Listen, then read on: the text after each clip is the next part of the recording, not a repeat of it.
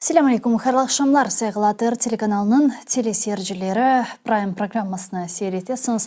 Сіздер үшін мен Гүлсім Халилова чалшам. Невбетеке бір саат бұл студияда яйнымызға қошылажақ мұсафирлерінен берабер біз сонки актуаль меселерінің лаф етежек масве зізлерге Қырым алақалы Русия-Украина женкінің кечшаты ве Халқыра мейданда юзберген адислер алақалы сонки хаберлеріні бермеге ве оларны анализ етмеге тырышажақмыз. Сізді бізім яйнымызға өзіңіздің исенізіне қоша білесіңіз. Бұның үшін YouTube сайфемізге абоне олманыз етерлі олажақтыр. Чүнкі не қадар чоқ инсан абоне олса, о қадар чоқ да бізні танымаған, білмеген, көрмегенлер ойлелерде бардыр бұйық ықтимал. Олар яйынларымызны көре білежек ве Қырымле бағлы сонки хаберлерден хабердар ола білежеклер ве бұл бізім үшін пек мұйым. Қырымның сесіні не қадар чоқ инсанға ешіттіріп олсақ, о қадар біздер үшін ве Қырымның işgalден құртарылуы үшін файдалы олажақтыр. Демек, айтмақ істегенім хаберлер сырасында шулар бар достар 18 майысқа тедбірлер планлаштырыла. Киевде, фарқлы демек мемлекетлерде, Авропа мемлекеттері, Америка Бірleşken Devletleri, Түркия ве бірчоқ дегер өлкелерде яшаған Қырым татарлар чешіт түрлі тедбірлерге азырланалар. Хайтырма фильмнің көстерілмесіне, митинглерінің өткерілмесіне ве әлбеттеке Киевде Қырым татар милей мejlisi мұндаки болынған темсили органда 18 майысқа бағышланған фарқлы тедбірлерін кечірмеге планлаштырды. Ама рус işgalcilері де бұл күнге азырлана, ама олар башқанжа азырланалар. Олар иқтар мектупларыны Қырымда яшаған фаал ватандашларымызға, адвокатларға, имайыжілерге, ватандашлық журналистлері ве ватандашлық имайыжілеріне тарқатмаға девам етелер. Түневін белі олғанына көре адвокатларымыз Лилия ханым Гемиджи ве Рустем Камилевге бойлы иқтар мектубы келген санки дерсін оларының бірде бір көтлеви митинглерде иштирак етмемесіне дайыр ве бұларының тешкіл етмемесіне дайыр бойлы иқтар месажлары берілген. Айны заманда бұл кібі месаж Лютве ханым Зудееваға келген еді. Қырым бірдемлігінің фаали ве аққорчылайжы айны заманда ватандашлық журналисті. Бұның яны sıra адвокат Назим Шейхмамбетовға да бойлы мектуп келген ве атта оныеште Русия ордысыны дискредите етме давасы или техтит етті рус işgalci кuvvetçilері ве айнен бұл кібі мектуп да судақлы ватандашлық журналистіміз ве имайыжымыз да доғырысына айтacak olsam имайыжымыз Сейт Осман Каралиевге де келген ве оны bu ihtар мектубінде санкедерсін күтлеви тедбірлерінің тешкилятчысы оларақ адlandырдылар ве бұл кібі тедбірлерінің өткерілмемесі үшін иқтар мектубы берділер. Іште сайғылар қадаштар көргенімізге көре Қырым татар халқы 18 майыс күні дайыма күтлеви шекелде сой Қырым құрбанларыны ана еді білесіңіз. Бераберлікте бұл тедбірлер өткеріледі. Бинлерже инсанлар Ақмежит мейданларына ве бір чоғдыге қасаба кой шehirlerde топлаша ве бұл күн элек олған Сталин режимі тарafından öldürülген халқымыздың хатырасына анмақ үшін бераберлікте бұлынайды. Ама рус işgalcilері бұлардан біле қорқа, рус işgalcilері тарихтен біле қорқа ве әлбетте ки бұл Қырым татарларының ешбір вақыт рус идаречілерінің біздерге япқаны сой Қырымны ұнытмай жағы да айны заманда аңламына келе ки бұл руслар үшін бір қорқынч руя кебі. Олар бұл күнге қадар Қырым татарларының işgalini қабыл етмегенні ютып оламайлар ве бұл себептен Ellerinden келгенже бұл кібі yüz бережек, бұл кібі олажақ ве планлаштырылған тедбірлеріні өткерілмемесі үшін елінден келгенже фаалиетлер алып баралар. Ама әлбетте ки бұл меседе кімсе чықып жоқ, бұл оларны dinlemeniz, митинглерге чықныз ве иләхре деп айтмас. Чүнки біріншіден мұйым олған шей бұл әрбіріміздің Қырым işgalден құртарылмаған же dayanması ve өзіні біріншіден сақламасы, өзіні біріншіден тәлікесіз шарайетлерде bulundurması. Bu sebepten bu Кенки юз берген шарайтлерде садыжы бір şey айта білеміз. Лütfen мұхайт олыңыз. Belki de bazı tedbirlerini ötkермеге planlaştırgan vatandaşlarımız bardır. Barlar bilemiz zaten оларны. Оларға да bu gibi мұхайт олыңыз çağırılarında da bulunmağa isteyim sayılı dostlar. Çünkü sonki vaqtları işgalciler Kırımda pek şiddetleşti ve repressiyalarını çoğlaştıra, hususan ictimai ağlarda herhangi bir Ukraynaga destek sözleri sebebinden tutulmalar ve memuri davalar ve hatta hapis cezaları berildi. O sebepten bugünkü şaraitlerde hakikaten biraz da titiz olmağa gerek bu meselelerge binaen. Biz ise bu yayınımızı Ukrayna tilinde alıp baracakmız ve sonki aktual meselelerini Ukrayna tilinde yayınımızga hoşulacakmız seferlerine laf edecekmiz. O sebepten ben Ukrayna tiline geçeyim. Вітаємо в ефірі телеканалу АТР. Ви дивитесь інформаційно-аналітичну програму Prime. Для вас працюю я, Гульсум Халілова. І сьогодні в рамках цієї програми ми продовжуємо говорити про Крим, про найактуальніші події, які сталися на території тимчасово окупованого півострова та про дії російських окупантів в Криму. Як сьогодні стало відомо, російські бойовики схопили літню жінку Старого Криму за картинку з тризубом та підтримку України у соцмережі. 64-річну Марію Замирайло-Левицьку витягнули з власного ліжка і повезли до окупаційного суду Іслям-Терека з уже складеним адмінпротоколом. Однією з тез обвинувачення було те, що жінка народилася в Івано-Франківську. Далі дослідили її дописи із засудженням російської окупації у соцмережі «Однокласники», але остаточне рішення ухвалили вже після знайденого на особистій сторінці українського тризубу. Окупаційні судді визнали основний елемент державного герба України символікою українських націоналістів, порівняною росіянами до нацистського символу. Мовляв, візуально нагадує. За цією сфальшованою справою окупаційний суд Іслям-Терека визнав Марію Замирайло-Левицьку винною у пропаганді нацизму і її заарештували на 5 діб зі штрафом у 35 тисяч рублів. Ці та інші питання ми зараз плануємо обговорити з нашим гостем, який приєднався до нашого ефіру. Це пан Ярослав Божко, голова Центру політичних студій «Доктрина», політичний консультант, а також він є координатором «Жовтої стрічки». Пане Ярославе, вітаємо вас. Салям алейкум. Вітаю вас. Так, я зараз прочитала новину з тимчасово окупованого півострова. Ми бачимо, як збільшуються репресії проти громадян України з боку російських окупантів. І цей останній випадок, він дійсно просто ніякої логіки ми в цьому зараз не бачимо. Але ось таких випадків за останні тижні ми бачили дуже багато. І як стало відомо з даними постійного представництва президента України в Криму, більш такі адмінпротоколи складають в Ялті, в Ахярі та в Феодосії та Еських Крим та Старому Криму. Ось як ви це оцінюєте, що каже рух «Жовта стрічка» по вашим даним? По-перше, це такий один із типових випадків, все-таки, коли знаходяться якісь штучні приводи для арешту, затримання, і потім вони вже, умовно кажучи, трактуються якимось там більш жорстоким чином. Тобто, по суті, ми маємо тут випадок, де людину намагаються посадити за контент в соцмережах, за контент із зображенням державного герба міжнародно визнаної країни, так, в тому числі визнаної Російською Федерацією офіційно. Але ось таким чином це, по-перше, показує досить яскраво, як суди працюють в зв'язці з тими, хто безпосередньо організовує ці безглузді арешти. По-друге, це говорить нам про те, що насправді репресивна система працює наступним чином. Якщо створено певний репресивний апарат, і є необхідність у його існуванні, то це означає, що він буде знаходити винних навіть там, де, по суті, ніхто ні в чому не винен.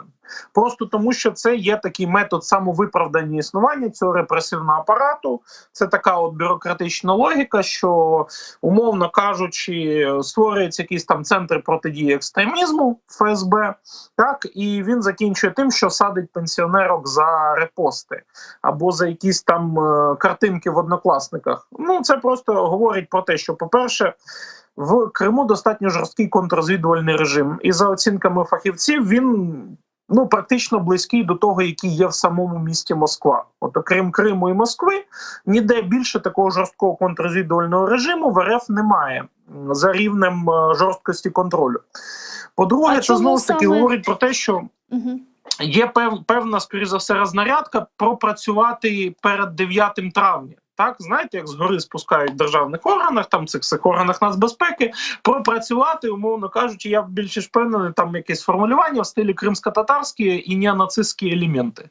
От щось таке. Да, і підлеглі, відповідно, мають дати якусь кількість результатів, тому що у випадку, якщо ти не даєш результату, то, як правило, на твою адресу можуть сказати, що ти поганий слідчий, що ти не здатний шукати, або і взагалі, український там, або британський, наприклад, агент.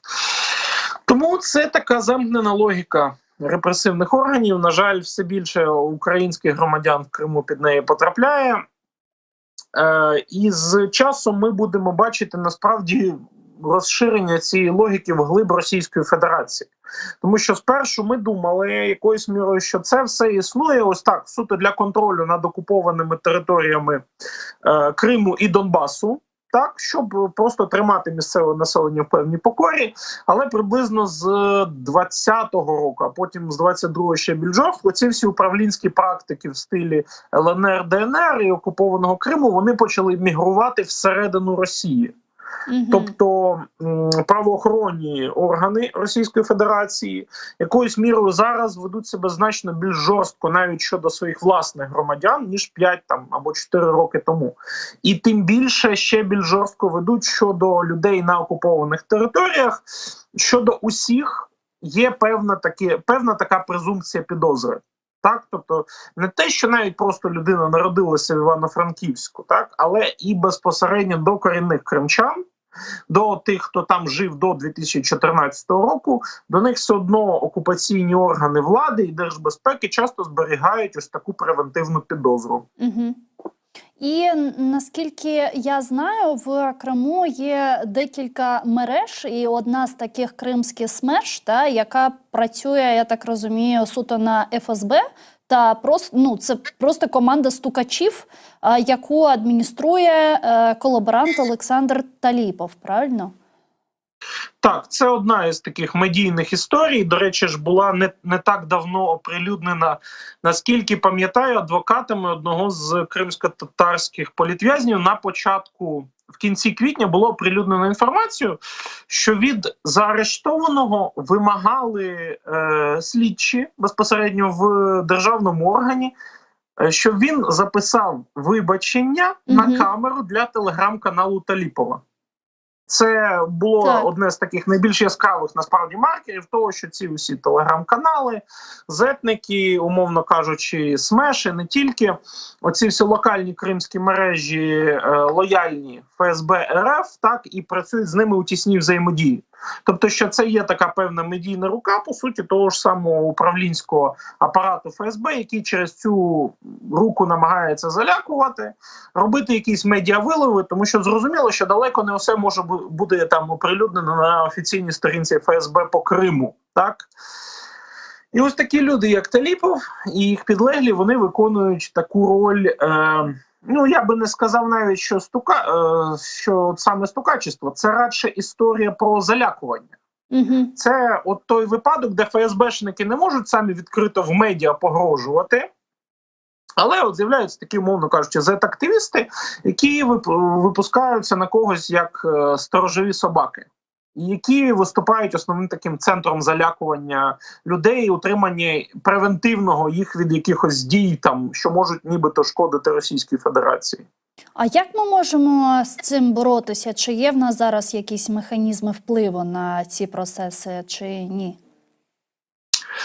На жаль, механізмів впливу стає все менше, і правозахисники останні півтора року вони відзначають, що стає, наприклад, значно важче оплачувати послуги адвокатів, так, або знаходити взагалі адвокатів для тих політв'язнів, українців, там, кримських татар, просто громадян України, які знаходяться в Російській Федерації. Це стає все більше і більш важко, так? Але зрозуміло, що реальний метод прямий, такий прямого впливу, він лише один. Це пошук російської агентури в Україні, так, і розвиток подальшої теми з обміном агентури на агентуру. Тому що, по суті, немає ніяких інших ультимативних методів прямого впливу і можливості хоч якось визволити наших громадян, тому що все-таки Російська Федерація їх все одно буде розглядати як агентуру, тому що їй це вигідно. Відповідно, міняти їх, по суті, можна тільки на агентуру, тому що, як ми знаємо, політичні ув'язні, вони не розглядаються Росією як військовополонені. Тобто у них ще менше прав в умовах оцих внутрішніх реалій РФ, до них ще важче там доправити якесь повідомлення, з ними ще важче тримати зв'язок, їм ще важче знайти якихось там адвокатів тощо. А щодо спротиву на територіях тимчасово окупованих територій, як Криму, так і Херсонської, Запорізької та Донецько-Луганської областей, яка зараз ситуація? Якщо ми кажемо про рух «Жовта стрічка», чи бачимо ми зараз спротив на цих територіях? Так, він там залишається і в Криму, і на півдні Херсонщини, півдні Запоріжжя, і на Донбасі. Водночас стало дуже багато і дуже якісно розвиватися та мережа, умовно кажучи, осінтерів, які працюють в українському рухові опору на окупованих територіях. Найбільш тут з яскравих варто виділяти ту інформацію, яку передає АТЕШ. Так. Тобто ми побачили за останні півроку достатньо багато такої якісних принаймні повідомлень про пересування окупантів, там про характери того, як вони формують укріплення в Криму, про побудову залізниці на південь від Запоріжжя, там на окупованих територіях поблизу Бердянська і Маріуполя. Значною мірою зараз рух опору, він працює вже в форматі якомога більш глибоко законспірованого такого, і я би сказав так, що наразі там очевидно робиться така ставка, щоб зберігати людей передусім, бо ми розуміємо, що якісь засоби агітації масові зараз є все менш доступними, так, а потреби пов'язані з війною, вони нікуди не діваються. Тобто Україні постійно потрібна інформація з окупованих територіях, і добре, що знаходяться люди, які здатні її доставити, і насправді, як би це дивно не звучало, в умовах війни таких людей навіть на 3-му році не меншає. Постійно знаходяться якісь ентузіасти, якісь добровольці, які допомагають цій всій справі, як ззовні, так і зсередини. А якщо порівнювати, спротив, він... І люди, які приєднуються до цього спротиву, до цього року, їх становить ще більше чи ні? Чи ще менше згодом? Я сказав би так, що це сезонна активність. Тобто зазвичай дуже сильно росте активність рухів спротиву під кінець весни, так? І вона органічно знижується там до зими. Чому? Тому що, знову ж таки, велика кількість людей починає там змінювати місце проживання, сезонні різні зайнятості. Окрім всього іншого, ми розуміємо, що так чи інакше Російська Федерація, вона зараз пропрацьовує різні методи погроз людям, тобто превентивних, ось таких через телеграм-канали Таліпова, там через те, що у людей просто на вулицях дивляться смартфони. Але не дивлячись на це, все-таки рух опору, він як такий росте. Він, по суті, складається зараз із тих людей, хто туди приходив в 22-му році, і потім деякі люди, там, знаєте, пішли, можливо, там потребували якоїсь зміни життєвих обставин, але багато хто з цих людей потім повертається знову в 23-му році, там, влітку, особливо перед контрнаступом і навколо контрнаступу Збройних сил України були дуже високі очікування. І зараз досить високі очікування насправді на окупованих територіях щодо можливості руйнування Кримського моста. тому що Україна отримала атакамс, і це знають не лише, власне кажучи, на підконтрольних Україні територіях.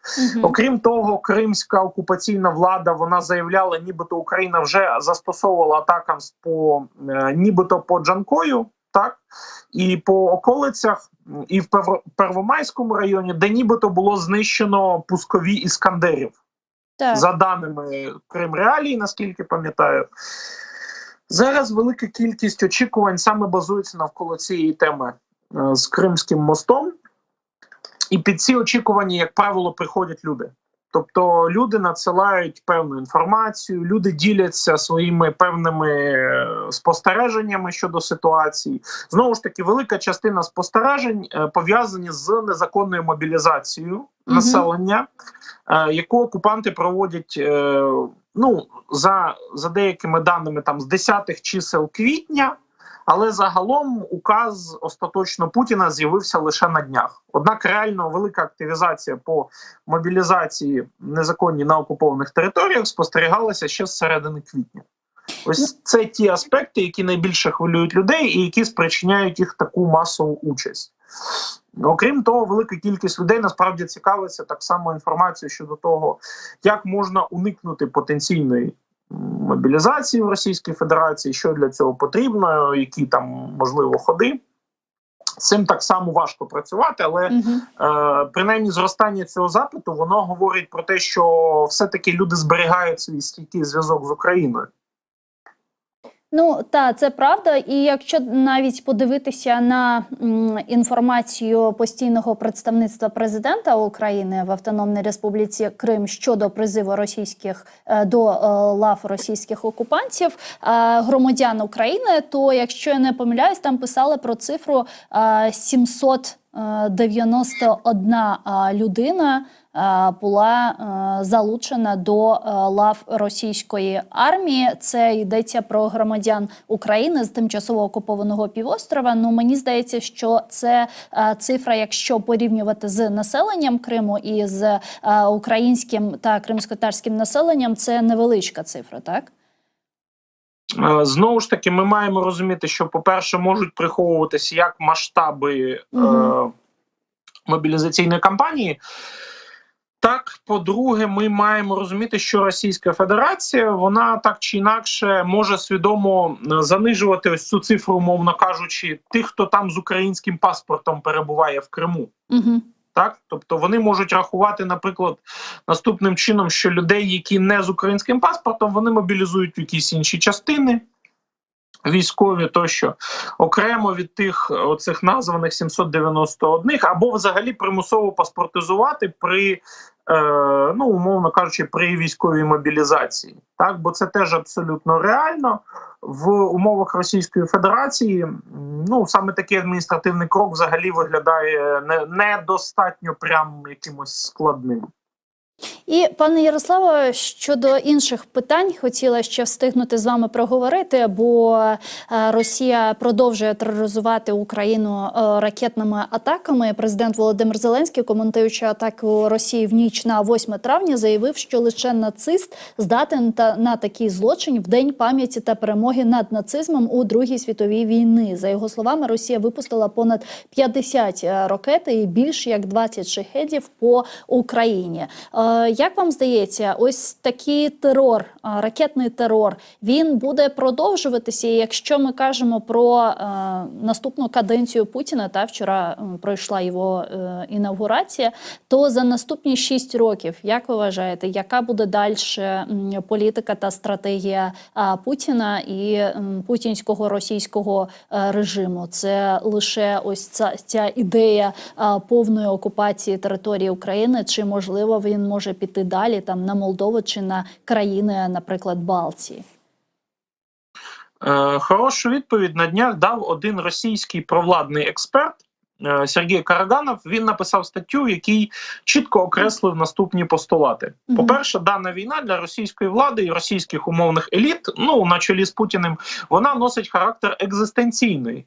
Тобто це не просто торги, в яких просто є бажання відкусити по максимуму і заплатити за це мінімум. Ні. Ця війна переросла в повномасштабне, повноцінне протистояння із Заходом, яке ще, звісно, не оформилося пряме боєзіткнення із країнами НАТО. Але давайте будемо відверті, це вже не виглядає такою безглуздою ідеєю, як 10 років назад.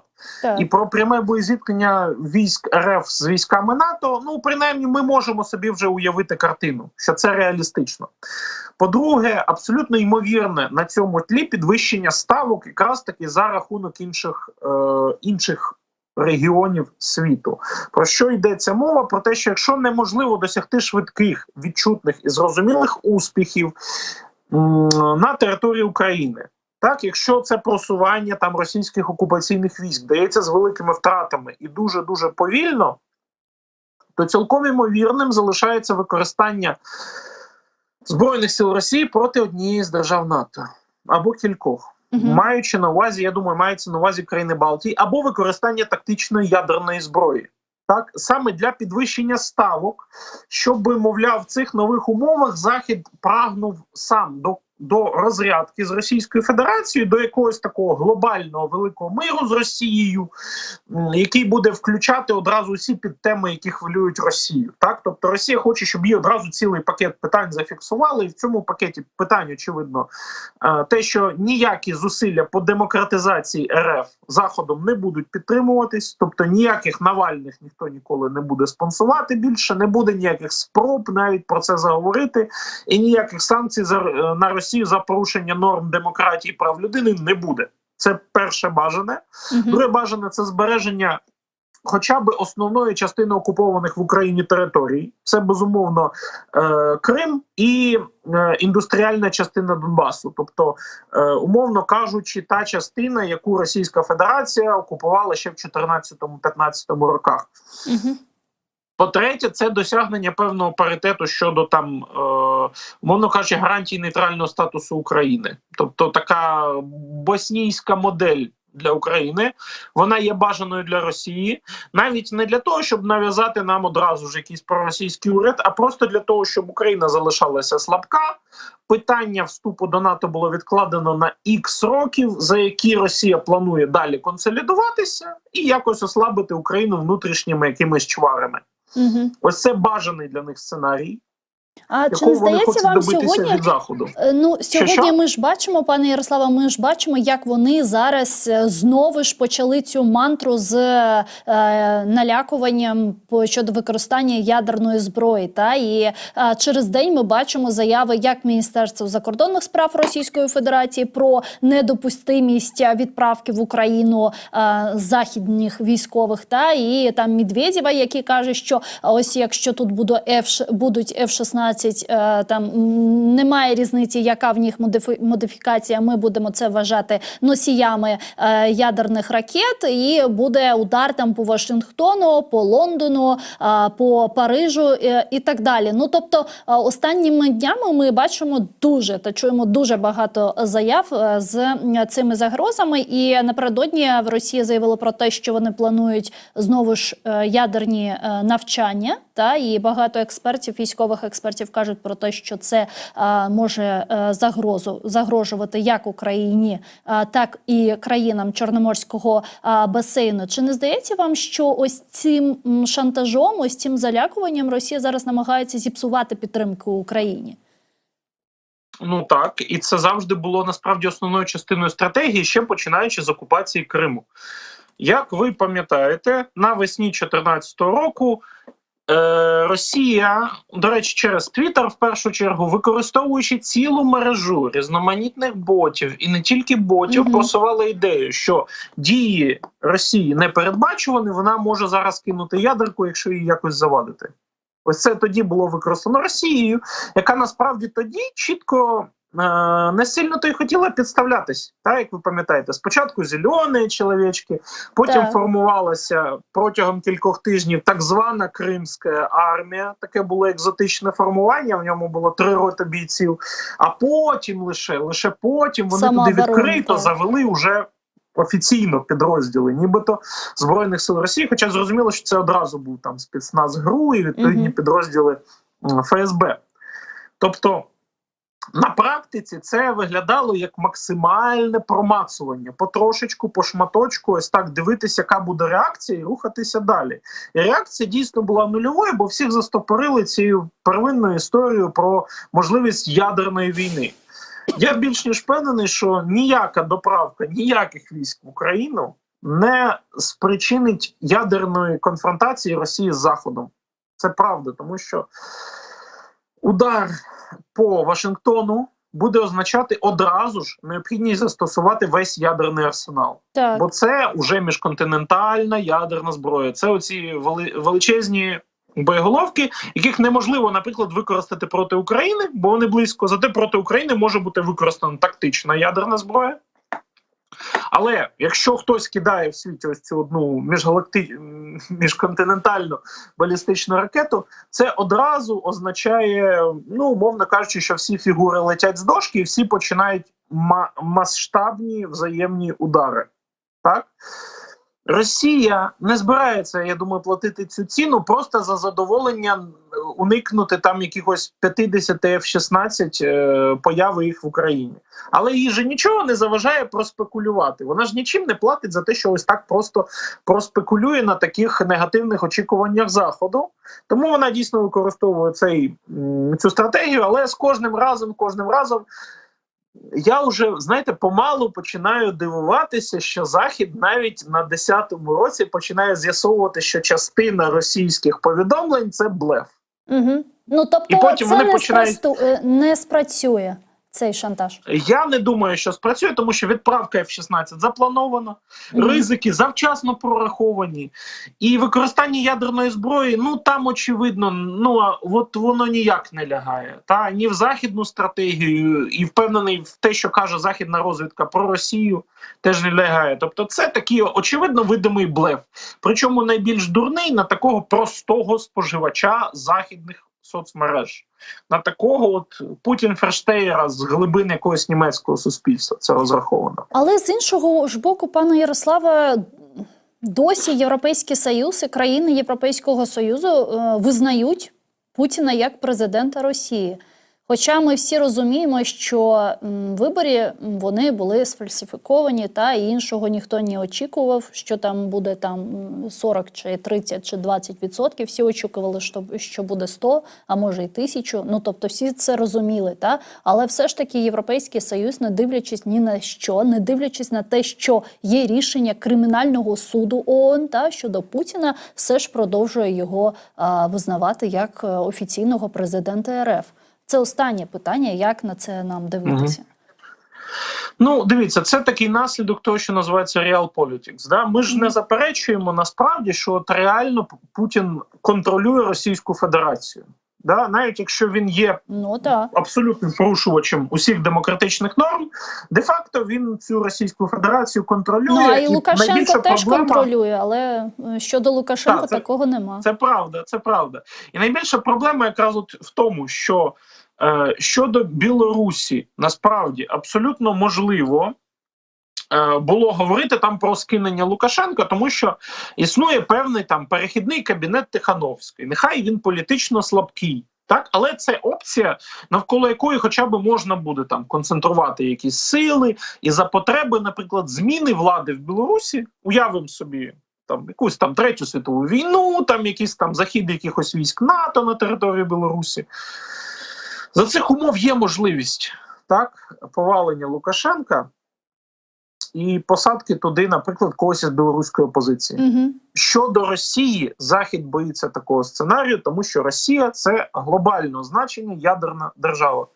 Тобто, якоюсь мірою, я думаю, що це була така подачка Заходу Росії. Мовляв, дивіться, не переживайте, ми все одно якоюсь мірою визнаємо вашу владу. Бо якби Захід вчинив зворотні, не визнав легітимним владу Путіна, то це могло би призвести з точки зору західних аналітиків, я думаю, до якогось збільшення цієї непередбачуваності Путіна. Так, він тоді би почав вести себе більш агресивно, нібито очікуючи агресивних дій на свій бік, що от його зараз будуть якимось такими штучками скидати, і тоді його параноїдальність би суттєво збільшилась. Тому я думаю, що це оцей перетин двох факторів. По-перше, Захід не знає, що робити з Путіним зсередини. Так, ми розуміємо, що ніхто не збирається висаджувати дивізії там американської морської піхоти на Червоній площі і, не знаю, вносити в Кремль назад когось із династії Романових. Так? Не буде цього сценарію, і немає якоїсь альтернативи ні всередині Росії, ні зовні Росії, ніде немає просто якогось розуміння, що може бути зроблено з Путіним. Тому, я думаю, Захід в цих умовах міркує в край обережних термінах. Дякую вам дуже, пане Ярославе. Чохсаголно, що знайшли час та приєдналися до нашого ефіру. Ярослав Божко був з нами на прямому зв'язку. Голова Центру політичних студій «Доктрина», політичний консультант. Дійсно, у Європейській комісії пояснили, що Європейський Союз не відмовився визнавати Володимира Путіна президентом Росії, оскільки щодо цього питання не змогли дійти до консенсусу всі держави-члени. Про це заявив речник зовнішньополітичної служби Європейського Союзу Петер Стано на брифінгу в Брюсселі. Він сказав, що ЄС як такий не має повноважень визнавати чи не визнавати чиюсь владу, а традиційне таке рішення ухвалюють держави-члени. Зараз з нами на прямому зв'язку Олександр Кондратенко, головний консультант аналітичного департаменту Офісу глави ОП 2014-2016 роках, політтехнолог. Пане Олександре, вітаю, привіт. Доброго дня, я тебе радий бачити, вітаю. Взаємно. Ну що ж, щодо інавгурації Путіна та визнання його президентом з боку країн ЄС, навіть посли деяких країн приїхали на інавгурацію Путіна. Чи слідкував ти за цим? Як ти це оцінюєш і на що нам очікувати ось на наступні 6 років каденції Путіна? Ну, если говорить, смотрел ли я в прямом эфире, то нет. Разумеется, мне это не столь интересно было. Вот. А так как у нас тема инаугурации, пришлось все-таки частично пересмотреть. Так. И хотелось бы отметить некоторые моменты, скажем так, того, что было в 2000 году, то, что сейчас происходит. Картинка плюс-минус похожа. Можно сказать, идентично в чем-то. Вот, красная дорожка, церковь и все в этом духе. Кирилл этот, который наставления дает Путину определенные. Что хотелось бы отметить, вы знаете, действительно очень так вот похоже на то, что это царь. И обращение к нему соответствующее, и, собственно, сам патриарх Кирилл, если не ошибаюсь, сказал ему высочество. Вот такая была формулировка. Ага. То есть вот эта вот вся помпезность и эта инаугурация, несмотря на то, что многие лидеры западного мира проигнорировали, собственно, и правильно сделали. Но вот так как вы с Ярославом только что обсуждали, мне кажется, позиция стран неоднозначна по ряду причин.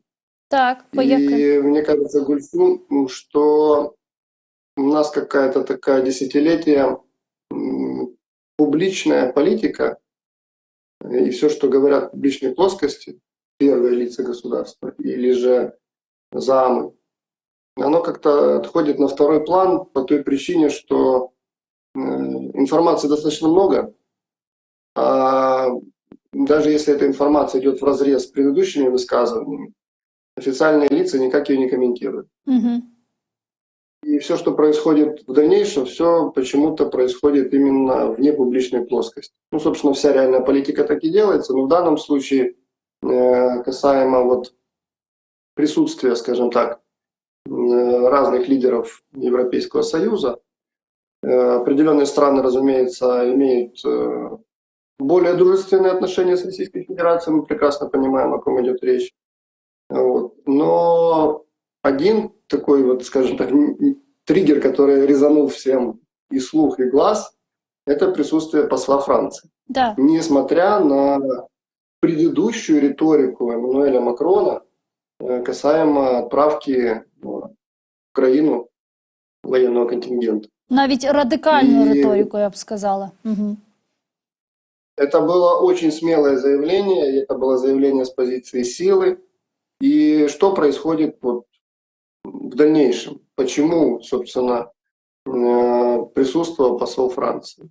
С одной стороны, можно предположить, что на Эммануэля Макрона было показано давление, если можно так сказать, после встречи с Си Цзиньпинем. О чем они там говорили, о чем договаривались, остается тоже загадкой, потому как первоочередное, о чем всегда идут такого рода встречи, это про экономику. Угу. Второе – это про политику, что неотъемлемо связано между собой, а третье – может быть что угодно. Потому что у нас вот 2024 год, он очень богат на международные мероприятия. Если было оказано какое-то давление с этой стороны, можно предположить, что да, Макрон дал заднюю, и, собственно, та позиция силы, которая была изначально, она превратилась в позицию слабого. Но есть еще и другие моменты, связанные с Германией, с Шольцем и с Британией. Возможно, Макрон в последнее время очень сильно на себя берет роль лидера ЕС, и многим это не нравится. Поэтому таким образом тоже хотели его как-то осадить после резких заявлений в сторону Российской Федерации, а они это приняли на свой счет в первую очередь, и это прозвучало не столько для Украины, сколько для Российской Федерации. Возможно, еще с этой стороны, но это опять-таки это мои домыслы. И хорошо было бы увидеть там официальную позицию Франции. Почему, по какой причине они приняли такое решение отправить на инаугурацию своего посла. Угу. И опять-таки не послать там его на инаугурацию, а дипломатические отношения это двусторонние, никто никого ниоткуда не отсылал. Они находятся на местах, и диппредставительства, они продолжают работу. Просто одни дипломаты публично сказали, что мы отказываемся по ряду причин. И первая причина, связанная с Украиной. Франция в данном случае, это провал дипломатический, я считаю. Тут действительно некий такой когнитивный диссонанс, да, когда с одной стороны президент Франции выступает и говорит про отправку войск в Украину, там, про поддержку нашей стране во всех планах, да, экономическая, техническая, военная, политическая и прочее. С другой стороны приезжает посол этой страны на инаугурацию президента. Относительно Си Цзиньпиня и встречи Макрона с Си Цзиньпиня, тут вопрос, а разве не Си Цзиньпинь с Макроном должны были убеждать Путина закончить эту войну и капитулировать, потому что заранее звучали именно такие заявления, как со стороны Си Цзиньпиня, который говорил о том, что он рассчитывает на переговоры с Макроном и на урегулирование этой войны, то есть что у них с Макроном вместе это получится сделать, так и Макрон до этого говорил, и даже ездил министр иностранных дел Франции в Китай, где говорили о том, что вот они вместе с Китаем планируют некую вот такую формулу, в результате которой будет урегулирована российско-украинская война. И даже эту формулу там Макрон озвучил, что она полностью зиждется на киевской формуле мира. То есть разве здесь не на стороне Украины Си и Макрон должны были быть? Я думаю, каждый из них на своей стороне в первую очередь. Угу. А тот, кто хочет первенство возглавить о мире, таких уже в очередь выстроилось десяток лидеров, мировых лидеров, скажем так. И Турция тоже не пасет задних в данном случае. Если бы то, о чем ты говоришь, было вот так, как нам хотелось бы, что и Франция, и Китай надавят на Россию, это могло бы быть, если бы это был, например, не одна из башен Кремля Путин, который является, а его окружение. Потому что все прекрасно понимают, что это не один человек, это семья определенная, ее так, собственно, с 2000-х годов называли, и Путин в эту семью попал тоже не просто так. Но дело в том, что ключевым, наверное, является то, что Российская Федерация является ядерной страной, в первую очередь, и ее ядерный потенциал даже, по-моему, поболее, чем Соединенных Штатов Америки. И никто не хочет портить на все 100% отношения с Российской Федерацией, несмотря на то, что происходит в войне вот, между Украиной и Россией. И ты знаешь, вот только пытаюсь понять, как будут дальше развиваться события, я единственное, что могу отметить, за последнее время риторика самого Путина и его окружения, она изменилась кардинально.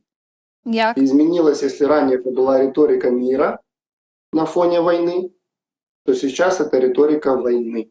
С позиции силы, с позиции бряскания и так далее. Но когда Российская Федерация прибегает именно к, можно назвать, последнему, такой рычаг давления на мировое общество, то это означает, что у них не все так хорошо, как они преподносят это на федеральных каналах в плане военной кампании в Украине. И они опасаются действительно того, что западное вооружение будет поставляться намного больше, чем оно поставлялось на протяжении 2,5 лет до сейчас. Заявление Путина на инаугурации, там была одна такая фраза, которая идет вразрез с тем, что происходит сейчас. Как она звучала дословно, это что-то связанное с народоспасением, как-то так она прозвучала и резанула слух. Вот, если сейчас я одним глазом посмотрю, как это было. Народосбережение. Вот вдуматься, да, народосбережение и сотни тысяч погибших граждан России на территории Украины. Даже не погибших, а просто убитых. Вот, погибают наши ребята. Поэтому не вяжется немножко с тем, о чем говорят на официальных приемах, так сказать, и с тем, что происходит в реальности. Поэтому мы можем оценивать высказывания Путина, просто пройтись по всей инаугурации, если бы у нас был текст, о чем он сказал, то кто-то может там какую-то конспирологию играться и что-то свое слышать, не слышать и так далее. Но в целом, мне кажется, вот эта публичная эти публичные формальности, они далеки от реальности на самом деле. И все вот эти вот встречи, которые сейчас происходят, и вот та вот политическая турбулентность во всем мире, меня наводят на мысль о том, что все хотят сохранить мир, но мир настолько хрупкий сейчас, что вот эта вот конференция, которая у нас будет в Швейцарии в июне, Так, в июне. это вовсе какая-то не конференция мира. Вот она мне почему-то напоминает далеко не конференцию мира. Это как будто какая-то конференция войны, на которой все будут расставлять свои фигуры на эту так называемую шахматную партію. І ставки очень високі. Так там же Росії не буде, якщо я не помиляюсь, так? России там может и не быть. Но у меня вот, например, мне интересно, кто-то из представителей Китая будет там или нет? Это тоже будет очень показательно, на самом деле. Коалиции сформированы, и движения они такие, знаете, поступательные вроде бы, но все как-то так быстро и стремительно несется куда-то, что кто-то может сказать, это нагнетание обстановки, но с другой стороны очень много каких-то косвенных моментов, связанных с подготовкой к чему-то более серьезному, они присущи.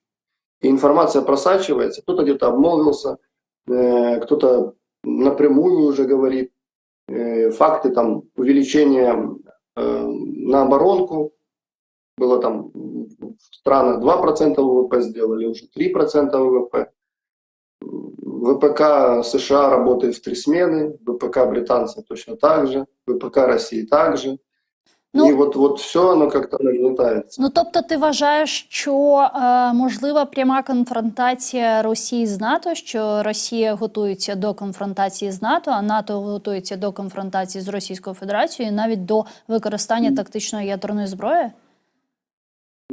Использование ядерного оружия, ну, здесь я немножко скептически к этому отношусь, Угу. потому что для всех это понятно, что это может закончиться. Ну, это будет последняя мировая война, а следующая будет камнями и палками. Ну так, як Ейнштейн Ну, казав, ну, так. Угу. Вот, но если чаша весов у меня больше склоняется к тому, что это может произойти. И вот заявление главных усов Кремля Пескова, Угу.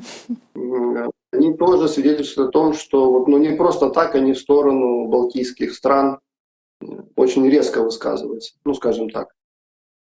И там определенное опасение это вызывает не только у руководства страны, но и обычных граждан, несмотря ни на что. Опять-таки, по информации, которая есть в интернете, очень много польских граждан массово скупают недвижимость, землю где-нибудь в Португалии, там, в Испании и так далее. Ну, с чего бы это казалось? Поэтому, ну, есть опасения такие. Хорошо, если это не произойдет. Хорошо, если будет какой-то черный лебедь, и действительно сейчас все этот конфликт как-то будет, ну, заморожен. Для нас это, конечно, будет финиш, если он будет полностью заморожен в тех границах, которые сейчас есть.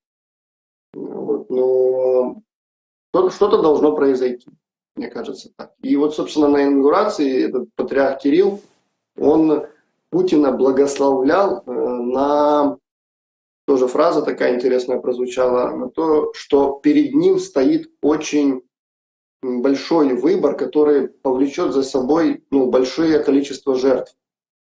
Но даже если он не сделает этот выбор, то большое количество жертв тоже будет. И вот как хотите, так и понимаете, да, казалось бы. Поэтому не знаю, что должно произойти.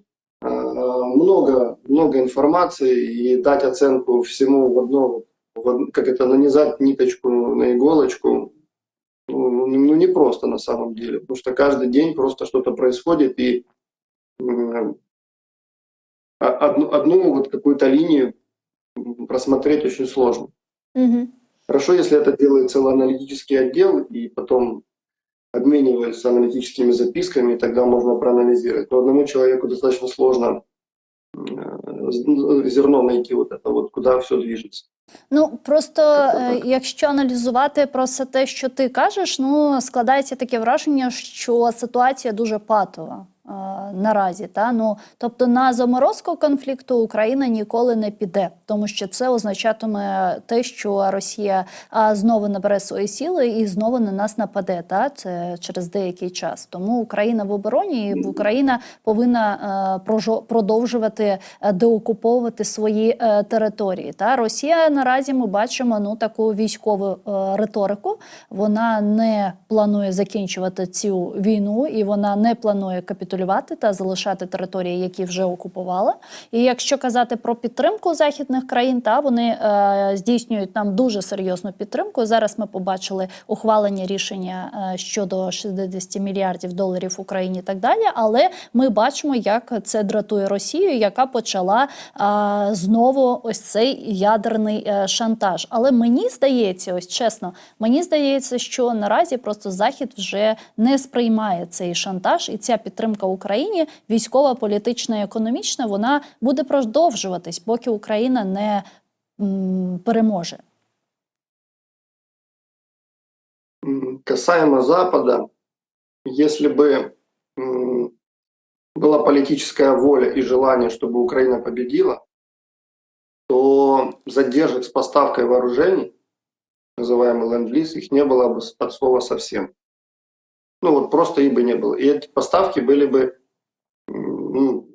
намного раньше, чем нам бы хотелось, скажем. Если говорить в долгосрочной какой-то перспективе, то мне кажется, что определенным странам выгодно, чтобы этот конфликт был таком формате намного дольше, чем мы хотели бы. Угу. Потому что они от этого получают свою выгоду. Какую? В первую очередь экономическую. Не политическую, а именно экономическую. Потому что меняется, я не могу сказать, что финансовые зоны меняются, но рынки меняются и передел идет точно. Во всяком случае в Европе. И то, где раньше была Российская Федерация, сейчас там либо Британия, либо Соединенные Штаты Америки. Вот. Но тема того, что нас может поразить в ближайшее время, я, честно говоря, не удивлюсь уже ничему, что бы могло произойти. Угу. Потому что все настолько шатко, и мне в последнее время вот вся внешняя политика Российской Федерации, она вот действительно опять-таки скатывается или сводится к тому. И вот формула современной России – это формула вот времен Холодной войны. И вот эти вот заявления касаемо использования ядерного оружия, как только у нас сказали о том, что нам вот-вот должны F-16 прийти, тут же Путин издает указ касаемо проверки, там как-то у них это правильно звучит, на боеспособность ядерных войск. Угу. Поэтому Навчание, так. их идеологическая позиция, она вот, несмотря на то лицо, которое у них есть, оно все действительно сводится к, я не знаю, наверное, тому, что было последние 25 лет. Больше вот добавить просто нечего. Ничего не меняется, а все вот именно сводится, вот просто Россия превращается в какую-то Северную Корею. Я по-другому не могу вот даже сказать. Ну вот мне вот такая картинка рисуется реальной. Вот ты меня спросила там, что нас ждет в ближайшие 6 лет. Вот мне кажется, в ближайшие 6 лет картинка современной России – это Северная Корея. И у них, колоссальные проблемы. У нас еще большие проблемы. Потому что тема включения сегодня другая, но у нас тоже с демократией далеко не все в порядке в ходе последних событий в стране, мобілізації і так далі. Ну так, у нас зараз війна, але, знаєш, мені щодо Путіна, мені здається, що продовжувати війну – це для нього така гарантія залишатися при владі. Війна – це Путін – це влада. Вся внешняя политика Российской Федерации, Гульсум, она построена исключительно на войне. Российская империя, Российская Федерация, Советский Союз и все, чтобы оно все построено на военных кампаниях. То есть страна, там, колонка, грубо говоря, но имея очень, нельзя сказать, неограниченный человеческий ресурс, но имея возможность производить вооружение собственное, имея человеческий ресурс и имея какие-то амбиции, кроме политических, также и экономические и так далее, в разных регионах нашей земли, скажем так, там, где соприкасаются Восток и Запад, там везде присутствует Российская Федерация, в любом конфликте. Ну, ось щодо економіки Росії, у нас буквально 3-4 хвилинки до завершення цього ефіру. Як ти вважаєш, санкції, які зараз застосовані до Російської Федерації, вони сильно б'ють по економіці Росії, яка може там, і скільки в ось такому випадку вона може витримати? Скільки вона може мати ресурсів? Санкции, бо зараз...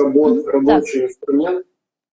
Он действительно рабочий инструмент, и проблемы существуют, за последние 2,5 года существенно это ударило по экономике России, причем по абсолютно всем отраслям, которым только можно представить. Это и вагоностроение, их Сапсаны уже все, нечем их ремонтировать, это и добыча угля, Кузбасс, там просто массовое увольнение, это энергетика, это атомная энергетика.